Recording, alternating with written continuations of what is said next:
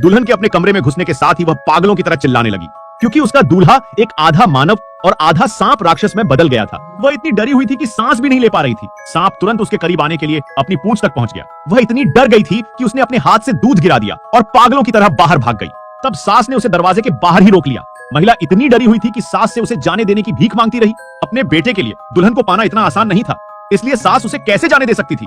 उसने जल्दी से अपने पति को मदद के लिए बुलाया। फिर बूढ़े जोड़े के सहयोग से महिला को फिर से सांप राक्षस के कमरे में धकेल दिया।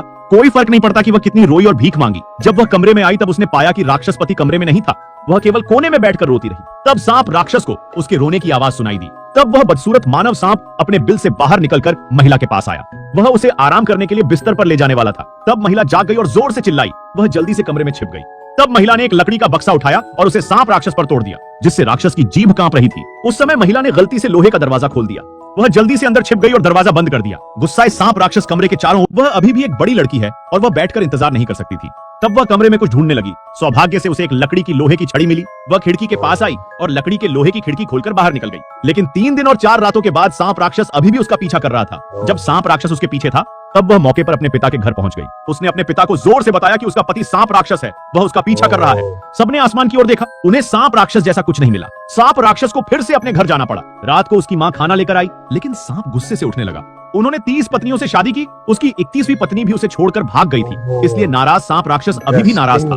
फिर उसने अपनी पूंछ मारकर खाने की थाली को नीचे पटक दिया। उसके गुस्साया बेटे को देखकर मां डर गई। वह कमरे से बाहर निकली और अपने पति को सब कुछ बता दिया। उन्होंने फिर अपने बेटे की 25वीं शादी कराने का फैसला किया, लेकिन उसके पति ने बताया कि अब की बार उन्हें एक बूढ़ी औरत ढूंढनी चाहिए, ताकि अगर वह भाग भी जाए तो दौड़ ना सके। तभी दरवाजे पर कोई आ गया। जब उसके पति ने दरवाजा खोला और देखा कि जो महिला कल भाग गई थी वह वापस लौट आई, बूढ़ा दंपति चौंक गया। उन्हें समझ नहीं आ रहा था कि वह कौन सा ढोंग कर रही है, पर उसने कहा कि वह भविष्य में एक अच्छी पत्नी बनेगी। अगले पार्ट के लिए चैनल को सब्सक्राइब। फिर महिला अपनी मां के घर वापस आई और अपने पिता से उत्साह से पूछा कि वह उसकी शादी एक सांप राक्षस से क्यों करना चाहता है। तब उसके पिता ने बताया कि शादी करने के लिए उसके पिता को मजबूर किया गया था। यह एक बर्फीली शरद ऋतु की बात थी। वह महिला नदी में पानी भर रही थी। सांप राक्षस उससे बहुत प्रेम करता था। वह हर समय उसका पीछा करता था। तब उसकी शादी किसी और आदमी से करने पर सांप राक्षस वहां पर आ गया, लेकिन वह दूल्हे द्वारा लगभग मार दिया गया था। भाग्यशाली रूप से पंडित ने उसे रोक दिया था। सांप राक्षस भाग निकला, लेकिन रात में सांप राक्षस उनके बिस्तर में घुस गया था। अगले दिन महिला गर्भवती थी। उसने एक आधा आदमी और आधा सांप बेटे को जन्म दिया। तब उसके पिता ने एक दवाई की बोतल निकाली। जब तक सांप राक्षस इस दवा को हर दिन थोड़ा पीता रहेगा, 10 सत्रों के बाद वह एक बहुत ही अच्छी तरह से सुंदर आदमी बन जाएगा। इसी वजह से महिला वापस आने के लिए बहादुर थी। रात के समय किसी के न होने पर महिला ने नारियल का दूध लिया और अपने हाथ पैर रखकर बाहर निकली। वह हर जगह देखती रही कि पेड़ पर कोई नहीं है। तब उसने चुपचाप से कटोरे में रहस्यमय दवा डाल दी। फिर उसने कटोरे को पेड़ के छेद के पास रख दिया। फिर वह घर के अंदर छिप गई और बाहर नजर रखी। जैसे कि उम्मीद थी कोई समस्या नहीं हुई। खुशबू से सांप राक्षस आकर्षित हो गया। वह अपने कान फैलाकर खाने का मजा लेता रहा। बदबूदार सांप राक्षस खिड़की से झांकती हुई महिला को देखा। उसने अपनी पूंछ घुमाई और धीरे धीरे चलने लगा। तब सांप राक्षस के शरीर पर चमक आने लगी थी। तब वह दर्द में जमीन पर गिर गया। महिला गर्व से मुस्कुराई।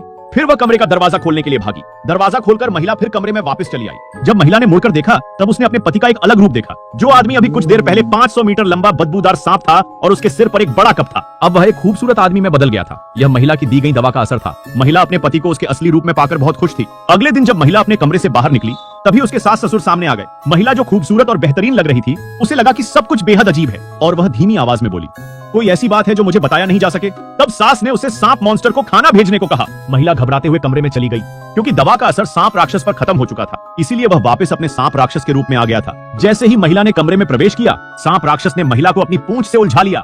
जब वह उस पर हमला करने वाला था, तभी उसके शरीर में दवा का असर फिर से शुरू हो गया। बिना किसी संदेह के वह फिर से जमीन पर गिर गया।